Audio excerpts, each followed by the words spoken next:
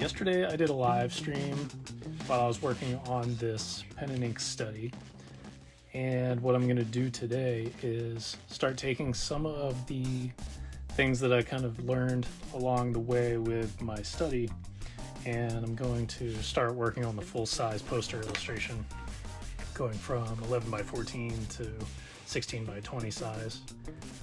And the original sketch was done digitally, which I also have here printed for myself, just as a general guide of kind of the values that I'm going for with the whole piece.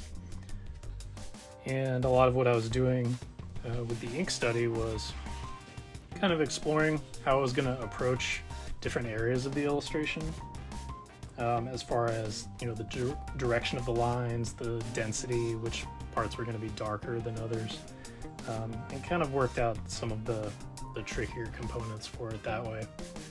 And so today I'm going to try to apply some of these things that I learned in my practice sheets and start working on the final product.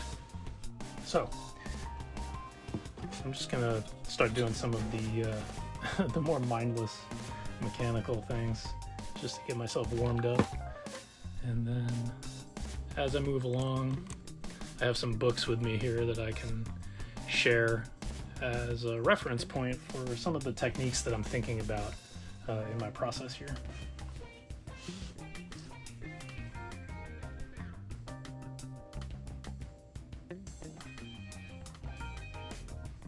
Originally, when I printed my smaller 11 by 14, I thought, oh, this might be the right size for inking the whole illustration, and I found pretty quickly that it was really tight trying to get in some of these more like straight edges and mechanical details there.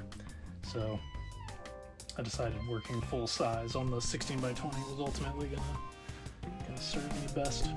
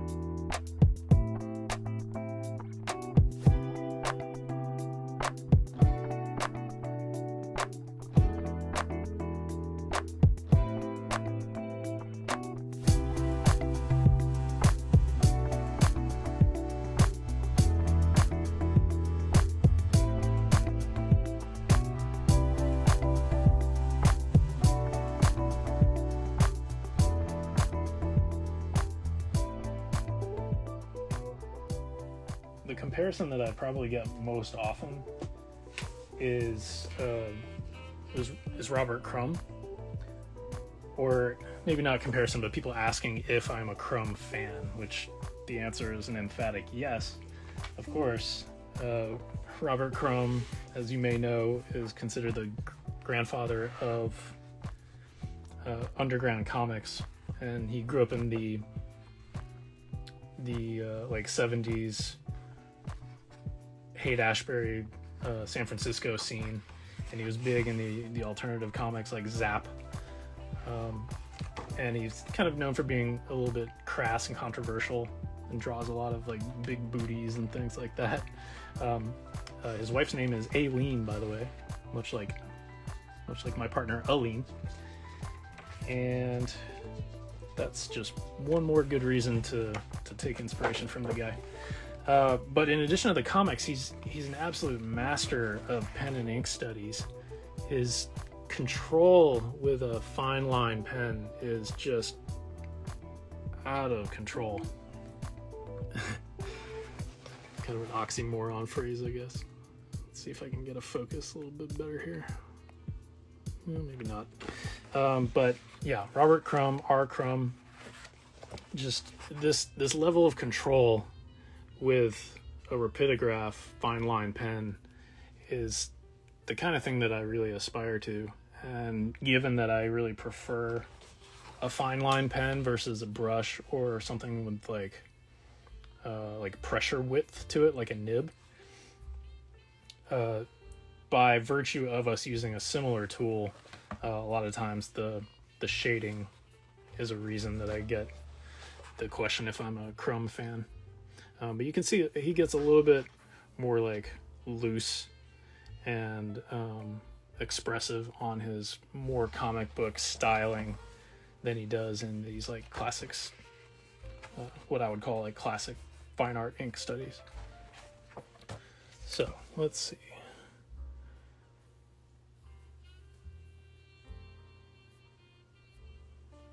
I would love to check out some of the artists in India.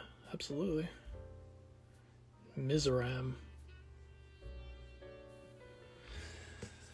Yeah, so, Robert Crumb. Also worth noting, he illustrated the entire book of Genesis, maybe a decade or more ago already.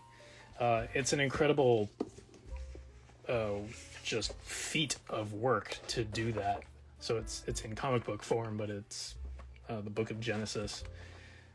It's remarkable the amount of work that went into this, and I'd be lying if I said that I had read it all, but as is the case with any of my inspirations, I do a lot more just flipping and studying than I do actually reading. This stuff is incredible. All right, so that's Robert Crumb. That's kind of the obvious stylistic reference in my work.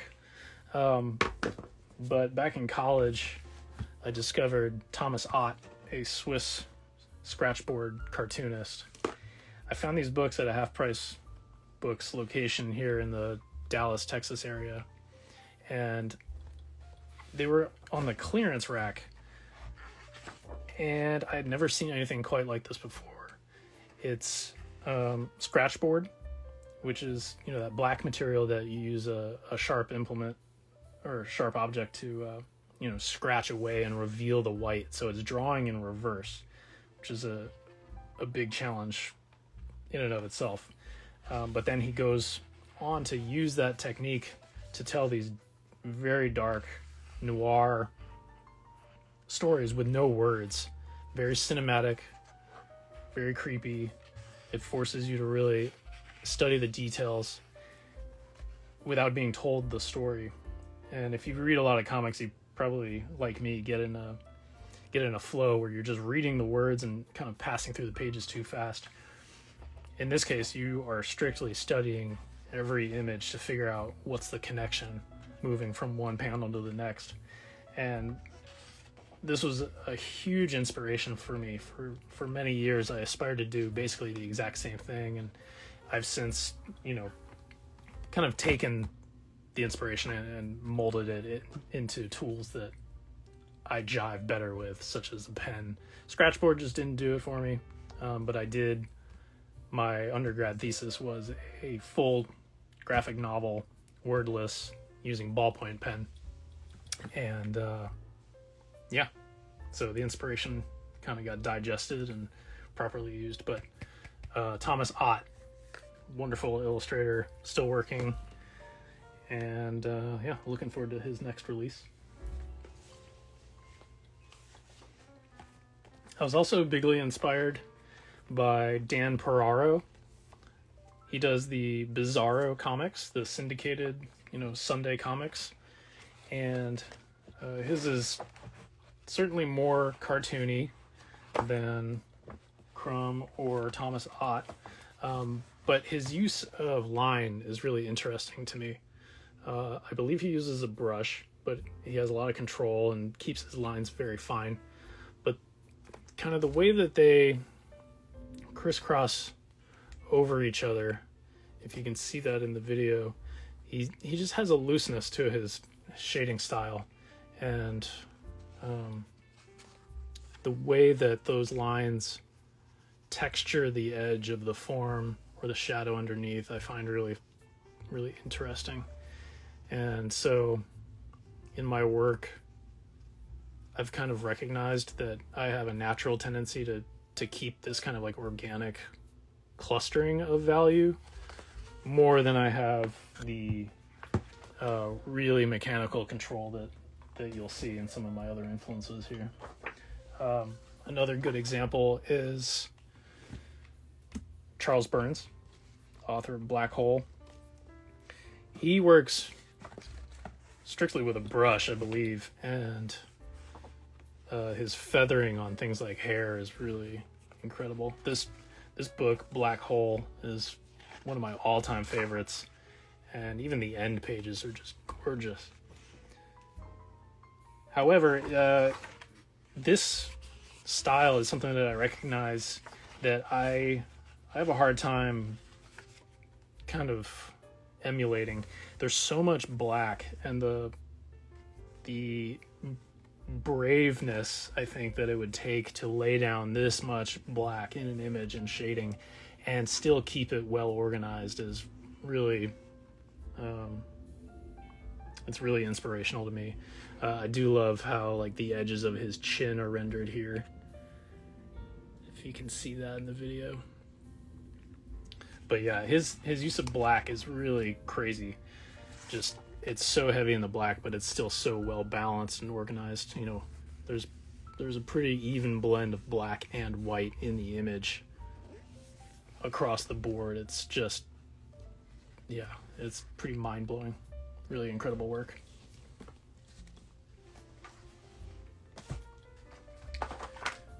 And then when I got into grad school for illustration, I discovered guys like Virgil Finley and Frank Frazetta and Franklin Booth. And these guys are my primary influences nowadays, with the addition of Mark Schultz and Bernie Wrightson. So in no particular order, Bernie Wrightson is a horror comics artist, or he was. He worked on EC comics, you know, things like Tales from the Crypt. And then he's perhaps best known for his work on this Frankenstein. And the level of control that he displays in his use of ink is just incredible. And I had the good fortune to meet Bernie Wrightson at a Dallas Comic-Con years ago. He and his wife were sitting there. No one else was talking to him at the time, but that was fortunate because we were able to then sit and talk with him about some of the, you know, the nib pens that he liked to use and his process. He would draw these illustrations completely fully rendered in pencil before moving on to do ink, which in the end he came away with 2 finished pieces of work. The pencils were just as fine-tuned and amazing as the ink drawings. And while, you know, at first to me that seemed like just a ridiculous amount of like torturous work, now I realize that, you know, to have the confidence in your drawing to lay down the ink, to know where the values need to go, it really does take quite a lot of work on the front end, figuring out how you're going to organize value in your image.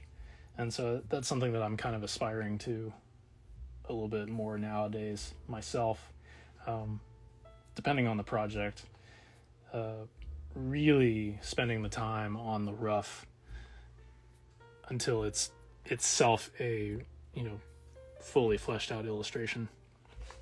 So that is Bernie Wrightson, of course. I should upload a video in YouTube covering these books. Yes. Well, if I don't mess it up at the end of this video, I do hope to upload this live stream and have this available on YouTube where I just kind of share these books. So, perhaps the most evident influence in this project that I'm working on right now is Frank Frazetta, who is known mostly for his paintings, I would say. Fantasy artist, you would have seen him in like Heavy Metal magazine. But I am particularly fond of his pen and ink work.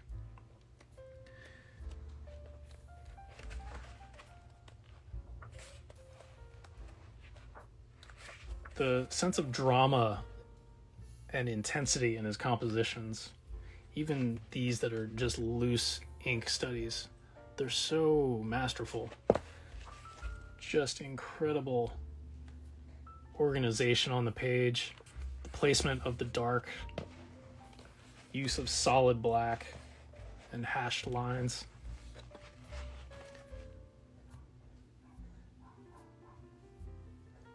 So I think it's fairly clear that I'm going for kind of an homage to Frazetta in this piece that I'm working on, but also I'm bringing with me a bit of inspiration from Mark Schultz, who was definitely influenced by Frank Frazetta, but Mark Schultz, his characters usually have more clothes on, and it's a little bit funnier, a little bit more casual, and not quite as just absolutely intense all across the board. So an example of let's see, where'd it go?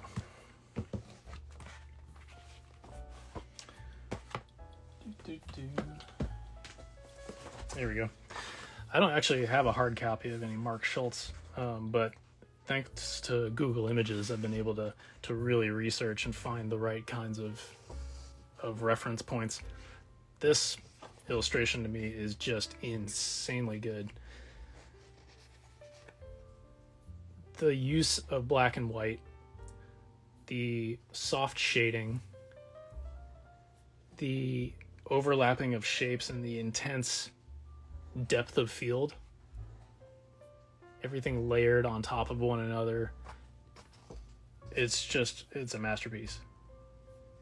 And I recognize that his tools are different from mine, so what I'm going to get in the end is not this. But by kind of having this off to the side and realizing what it is that I love about this, maybe it'll kind of guide what I'm doing a bit. One major difference that I recognize in my work versus some of these inspirations is the amount of black that I lay down. I hardly ever go full black in my shadows. I still have, some texture and some white of the page showing through. And I think what I'm going to end up doing in the end with this illustration is scanning it in, and then in these areas that are kind of designated by blue, I'll end up filling in with either some halftone shading, that's the dot style, like old comics, or I'll just fill in with some transitions of gray tone to kind of soften whole areas and bring back this sort of layered atmospheric perspective of, a light gray, darker gray, all the way up to the foreground. But, I guess you could chalk it up to cautiousness or fear that I won't go this dark in my work generally. It's not often that I have giant areas of black in my work, at least not traditional drawings. Sometimes digitally I can end up with those areas because it's easier to back things away or turn layers on and off. Last thing I think I'll share as far as the books go is Franklin Booth. Franklin Booth is an illustrator from kind of the early 1900s. His work would show on like book plates and like cigarette ads and things like that. And he was inspired by old woodcut engravings, but he famously was mistaken in thinking that those woodcut engravings were pen and ink. So he taught himself to replicate that engraving style with pen nibs. And that kind of leads us into things like Robert Crumb, who are just using ballpoint pens to really amazing technical greatness. And there's something about Booth, the way that he organizes his shapes of value, that I find really fascinating. Find a good example. Like, imagine the confidence that it would take to render a woman's face with that many lines and have it not just make her look like an old haggard mess. It's a general rule that you don't use too many lines illustrating a woman's face, but he somehow pulls it off.